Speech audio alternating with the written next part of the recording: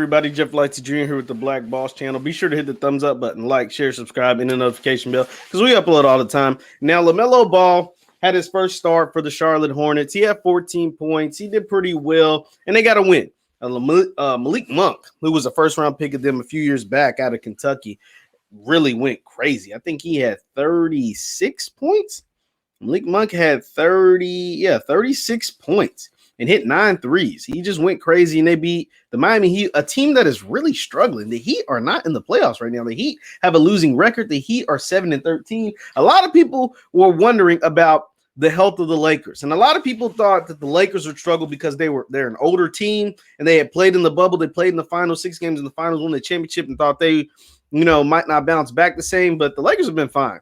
It's the Heat who actually look the worst out of that. You know what I'm saying? Like, the Heat have not looked great after, and they're the young team, but after playing that stretch in the bubble and then getting struck by a COVID monster, right? Jimmy Butler had to miss 10 straight games because of the COVID monster.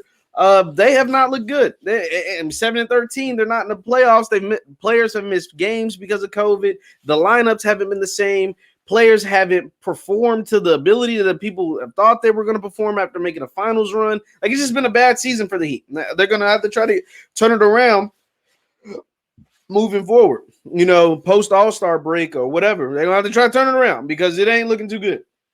But on the other hand, I'm here to talk about Lamelo and his dad, Lavar.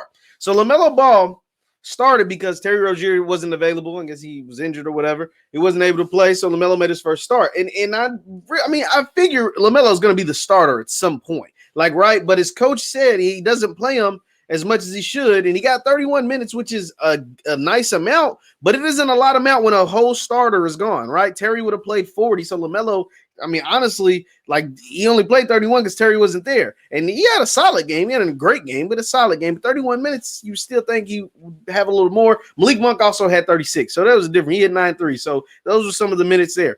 The Charlotte is really guard heavy. I think they have a bunch of guards that are okay. LaMelo's the only one that I see star potential in, but you have Gordon Hayward, who's good. Devontae Graham was all right. You know what I'm saying? Terry Rozier is pretty good. He's good.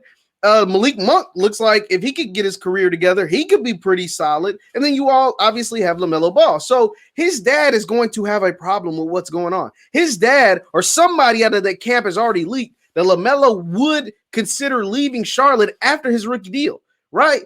That's not nobody just making that up. Somebody has leaked that to the media. Somebody is not happy about what's going on. His dad has already said, my sons are not role players. They need to play. They need to be on the court to get the most out of them. So that tells you the mindset that the dad has. And it's probably not just him. It's probably LaMelo too. LaMelo it's out there, the reports that he's frustrated with what's going on in Charlotte as well. So with him getting that start and still only getting 31 minutes isn't going to satisfy Lavar or satisfy LaMelo, but it's a step in the right direction. Now, when Terry returns to the lineup, what's going to happen then? Is his minutes going to go back down to 20-something? Is he going to be taken out of the starting lineup?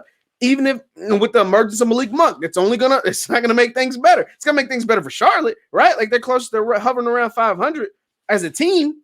But for LaMelo and LaVar, that's the dynamic that's not going to be too happy with some of the stuff that's going on. Now, LaMelo's having a good season. It's not like the man is a scrub. He's out there actually hooping. And that, I think, is the even more frustrating part, right? When Lonzo was in LA and these similar things were happening, or even Lonzo in New Orleans, these similar things are happening, it's because Lonzo's performance wasn't that great.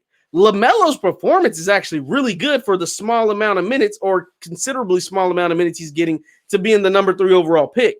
That's what frustrates LaVar. That's what frustrates LaMelo because they feel like he is only going to get better if he is allowed to play. So it's going to be interesting to watch how that dynamic between the coach, LaVar, LaMelo, and even Michael Jordan. Michael Jordan is dealing with some other stuff with the GameStop and the stocks and all that stuff and his team ownership and all that.